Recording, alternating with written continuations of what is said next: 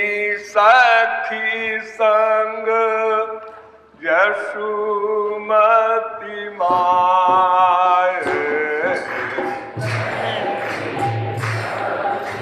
सखी संग यशुमती माए, बैठी सखी संग यशुमती माए, सखी संग यशुमती माए, करती रही चर्चा बल भाई, करती रही चर्चा बल भाई। यशोदा मैया अपनी सखियों के साथ, यानी बूढ़ी बूढ़ी गोपियां बैठी थी, श्याम सुंदर के दर्शन के लिए आती थी। दिन भर तांता लगा रहता था अपने अपने बच्चों को छोड़कर। संसार में अपना बच्चा चाहे जैसा हो, सबको प्यार रहता है। दूसरे के बच्चे से प्यार नहीं हुआ करता। संसार में ऐसा नहीं होता कहीं भी। ईर्ष्या भले हो जाए, उसका लड़का बड़ा सुंदर है, लेकिन प्यार नहीं होता। प्यार तो अपने बच्चे से होता है। उसकी नाक चपटी हो, मुंह टेढ़ा हो, चाहे कलूटा हो, कुछ भी हो। शूकरी को भी अपने बच्चे से प्यार होता है, कुकरी को भी होता है, सबको होता है। हमको नहीं होता। हाँ। तो यहां ब्रज की गोपियां अपने बच्चों को छोड़कर श्याम सुंदर को देखने को, छूने को तरसती थी, आती थी। क्यों? ये गोपियां गोलोक की अवतार थी। इनको संसार तो क्या मोक्ष की कामना नहीं थी। वो श्याम सुंदर की ही सदा से थी। ये तो परकीया भाव के प्यार का रस लेने के लिए इन्होंने ब्याह किया था और बच्चे हुए थे। लेकिन वो ब्याह हुआ कि पति से प्यार नहीं था, प्यार श्याम सुंदर से था। वो छोटे से थे तब भी था, जब बड़े हो गए तब भी था। सदा एक रस, कभी दास्य भाव से, कभी सख्य भाव से, कभी वात्सल्य भाव से, और मेन माधुर्य भाव। उच्च कोट के जितने भी रसिक हुए हैं, सब माधुर्य भाव के हुए हैं। माधुर्य भाव की गोपियों की चरण धूल ब्रह्मा विष्णु शंकर चाहते हैं। इतना सौरस्य है माधुर्य भाव में, वहां दूरी नहीं रहती। माधुर्य भाव से नीचे है पति भाव। संसार में जैसे स्त्री पति होते हैं, तो स्त्री पति में बहुत कम दूरी होती है, और पतिव्रता स्त्री में तो बिल्कुल दूरी नहीं होती। कुछ छुपाती नहीं वो स्त्री, और पति भी नहीं कुछ छुपाता। लेकिन ऐसे स्त्री पति इस कलयुग में नहीं है। यहां तो दिन भर छल कपट, दांव पेट, बनावट, 420 शो, एक्टिंग, ये सब होती है स्त्री पति में। लेकिन फिर भी और सबसे अधिक नजदीकी रिश्ता है स्त्री पति का। उससे कम है बच्चे का, बेटे का। उससे कम है सखा का, सखी का। उससे कम है स्वामी का। तो अधिक एकत्व स्त्री पति में संसार में भी होता है, और माधुर्य भाव में तो पूर्ण एकत्व होता है। वहां दूरी नहीं रहती। एक बार भगवान ने सोते सोते राधा राधा राधा कहा। रुक्मिणी बगल में सो रही थी, उसने सुन लिया। ने कहा ये कौन है राधा, मैं बगल में लेटी हूं और ये राधा राधा बोले जा रहे हैं। उसको फील हुआ। जब जागे तो पूछा कि पतिदेव ये राधा कौन है। क्यों, तुमसे क्या मतलब, अभी आप राधा राधा कर रहे थे। अरे तुमने गलत सुना होगा, राधा वाधा नहीं कह रहे थे, आधा वाधा कह रहे होगे। हाँ, कि तुम आधा हम आधा, स्त्री पति आधे आधे होते हैं ना, 50-50। पट्टी पढ़ा दिया। लेकिन रुक्मिणी को अहंकार था अपनी सुंदरता का, क्योंकि वो लक्ष्मी की अवतार थी। महाविष्णु भगवान का एक रूप है, 4 भुजा का। महाविष्णु नारायण जिसे कहते हैं, उनकी धर्मपत्नी है लक्ष्मी। अनादिकाल से उनका अवतार ये रुक्मिणी का है। तो भगवान ने एक्टिंग किया, बड़ा दर्द हो रहा है शरीर में, मैं मर जाऊंगा नहीं बचूंगा। इतनी भयंकर एक्टिंग किया कि 16,108 रानियां सब रोने लगी, सिर पटकने लगी, जैसे कोई स्त्री ये सोचे मैं विधवा हो जाऊंगी। इतना दुख। और भगवान अपनी एक्टिंग बढ़ाते गए। इतने कोई नारद जी पहुंच गए। नारद जी के अंदर भी तो भगवान बैठे। उन्होंने कहा चलो आओ तुम। आ गए। अब रुक्मिणी वगैरह ने नारद जी को प्रणाम किया और कहा स्वामी जी आज हमारे पतिदेव को बड़ा कष्ट है, जरा आओ देखो क्या बात है। कुछ बोल ही नहीं रहे, हाय हाय कर रहे।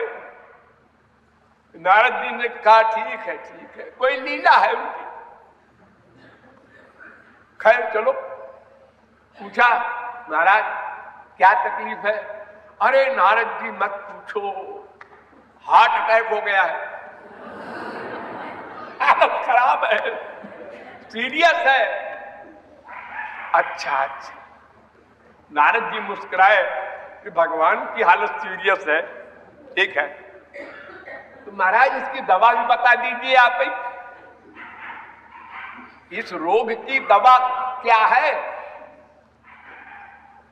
नारद जी देखो ऐसा है कि अगर कोई भक्त अपनी चरण धूली दे दे हमको, चरण धूली, और मैं खा लूं तो ठीक हो जाऊं। नारद जी ने कहा भक्त की चरण धूल, मैं भी तो भक्त हूं, लेकिन मैं नहीं पड़ता झगड़े में, पता नहीं क्या मामला है। एक बार तो बंदर बना दिया था हमको। अपन अलग रहो। रुक्मिणी के पास गए, स्त्रियों के पास, माताओं तुम तो सब महापुरुषों की दादी हो, अपनी चरण धूल दे दो तो श्याम सुंदर अच्छे हो जाए। उन्होंने कहा नारद जी तू ढीला है क्या, स्त्री अपने पति को चरण धूली दे नरक जाना है उसको। हम लोग ऐसी वैसी स्त्री नहीं है, अरुंधति वगैरह हमसे नीचे हैं सब, अनसुईया वगैरह। ठीक है मत दो भाई। फिर गए श्याम सुंदर के पास। उन्होंने कहा महाराज हम तो जिससे भी मांगते हैं चरण धूल वो हम ही को कहता है ढीला है, कोई देता नहीं। तो बता दो वो दवा मिलती कहां पर है, वहीं से मैं ले आऊं। आपको तो पता मालूम होगा। और तुम चले जाओ ब्रिज में, ब्रिज में वहां मिल जाएगी दवा। नारद जी ने कहा ब्रिज में कौन सा महात्मा है। गए ब्रिज में, उनको पहले एक गोपी मिली, वो आसन लगा के और बैठी हुई थी यमुना के किनारे। उन्होंने कहा तो कोई गृहस्थ लेडी है, कोई बाबा जी तो है नहीं, तो किसी से पूछते हैं पहले। थोड़ी देर में आंख खोला उसने, गोपी ने, तो उन्होंने कहा कि माता जी आप क्या कर रही थी, किसका ध्यान करती है? श्री कृष्ण का ध्यान करती है। उनने कहा नहीं नहीं, उसका नाम मत लो, मैं उसको निकालने का अभ्यास कर रही हूं।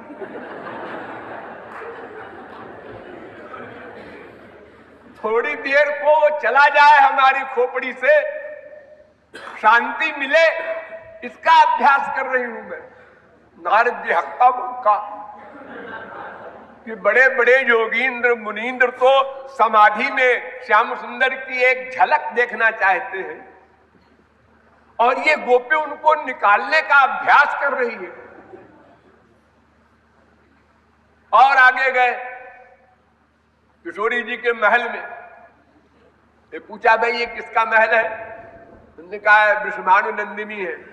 हाँ हाँ हाँ, नारद जी आए हैं, नारद जी आए हैं। वृषभान राजा भी दौड़े, सब नौकर चाकर दौड़े, इतने बड़े महात्मा भगवान के अवतार आए हैं घर पर गृहस्थी के। तो राधा भी आई, सब आए, सब ललिता विशाखा वगैरह ने घेर लिया, जय हो नारद जी महाराज। और सबको तो ये लालसा थी कि ये नारद जी त्रैलोक्य में घूमते रहते हैं, तो द्वारिका भी गए होंगे, तो श्याम सुंदर का समाचार मिलेगा इनसे। इस लालच में सबने घेर लिया। तो नारद जी ने कहा हाँ हाँ, आप लोग श्री कृष्ण की बात कुछ जानना पूछना चाहते होंगे। हाँ हाँ, उनका हाल जानना चाहते हैं। इस समय वो घोर कष्ट में है। सब गोपियां हक्का बक्का। हाँ, क्या हुआ? अरे बहुत भयंकर दर्द है उनके हार्ट में, क्या रोम रोम में कराह रहे हैं बुरी तरह से। अच्छा, लेकिन उन्होंने कहा है कि ब्रज में गोपियां हैं, वहां जाओ, उनकी चरण धूल ले आओ तो मैं ठीक हो जाऊं। सब गोपियों ने पैर फैला दिया, जल्दी ले आओ, जल्दी जाओ लेकर। नारद जी ने कहा आप लोग डरते नहीं है, भगवान है वो तो। अरे नारद जी लेक्चर मत दो, जल्दी जाओ। अरे भगवान को चरण धूली देंगे आप लोग तो नरक नहीं मिलेगा। अरे नरक वरक तो अनंत बार मिल चुका है, फिर भोग लेंगे, उसने कहा जा रहा है। हमारे प्रियतम को सुख मिल जाए, वो सुखी हो जाए, निरोग हो जाए, वे हमारे प्राण हैं। हमें नरक फरक का डर नहीं है, अपजस का डर नहीं है कि दुनिया क्या कहेगी, बकने दो दुनिया को। हम तो प्रियतम का सुख चाहते हैं। चरण धूली सब की लिया झोली भर करके, पहले स्वयं खाया, हाँ, फिर ले गए। खैर वो तो नाटक था, चरण धूली जहां शरीर में छुआया, ठाकुर जी हाँ अच्छे हो गए।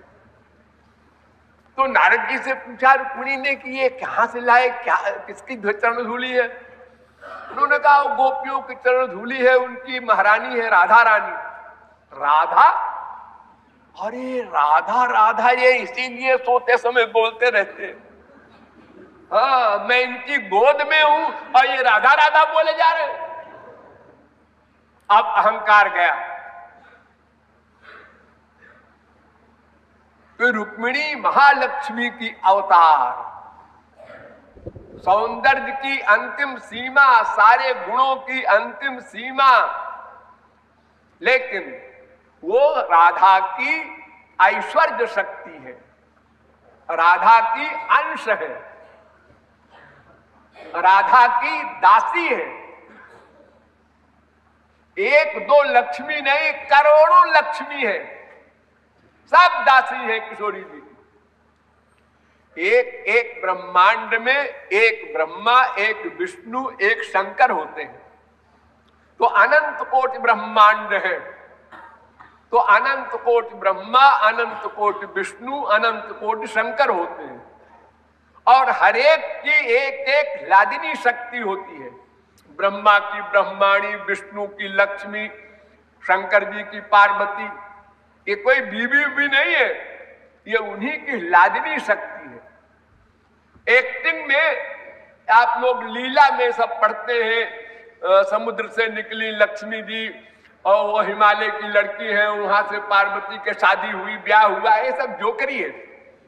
फैक्ट ये है कि उन्हीं की लादिनी शक्ति है, ये सब सदा से एक है, कभी विलग होने का प्रश्न ही नहीं। गिरा अर्थ जल बीच जिम, जैसे राधा कृष्ण एक है, सीताराम एक है, ऐसे ब्रह्मा और ब्रह्माणी, रुद्र रुद्राणी, विष्णु वैष्णवी, ये सब एक शक्तियां हैं। तो राधा की दासी है, इसीलिए राधा की चरण धूल चाहती है वो। कामयामः एतस्य श्रीमत्पाद रजश्रिया कुछ कुंकुम गंधाढ्यम मूर्धना बोधुम गदाभृता। भागवत।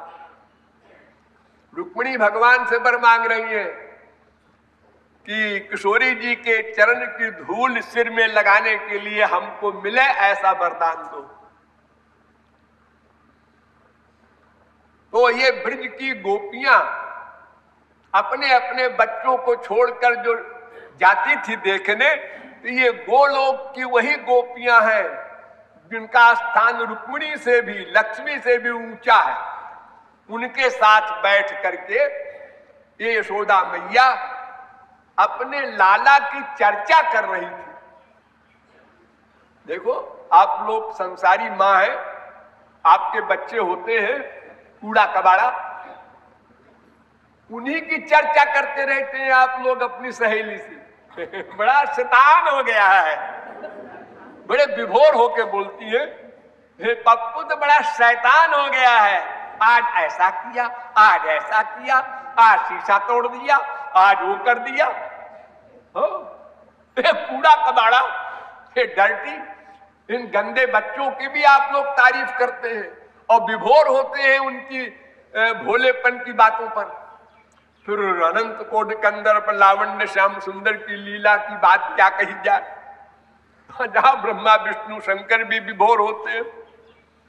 तो मैया अपने लाला की चर्चा कर रही थी सबके बीच में बैठ करके, और आकाश में चंद्रमा पूर्णिमा का उदय हो रहा था और आंगन में श्याम सुंदर खेल रहे थे। ये उस समय का दृश्य था। तो बैठी सखी संग यशोमती माय,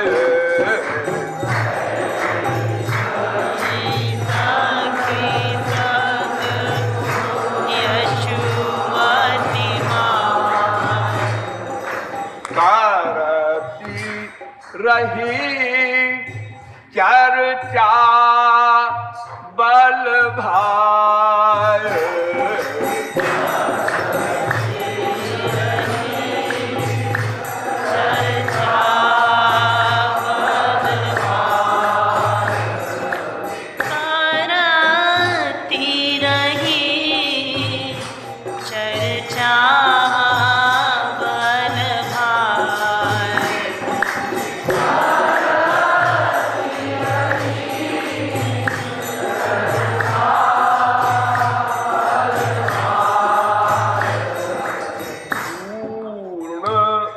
चंद्र नाभ माह राह भाई,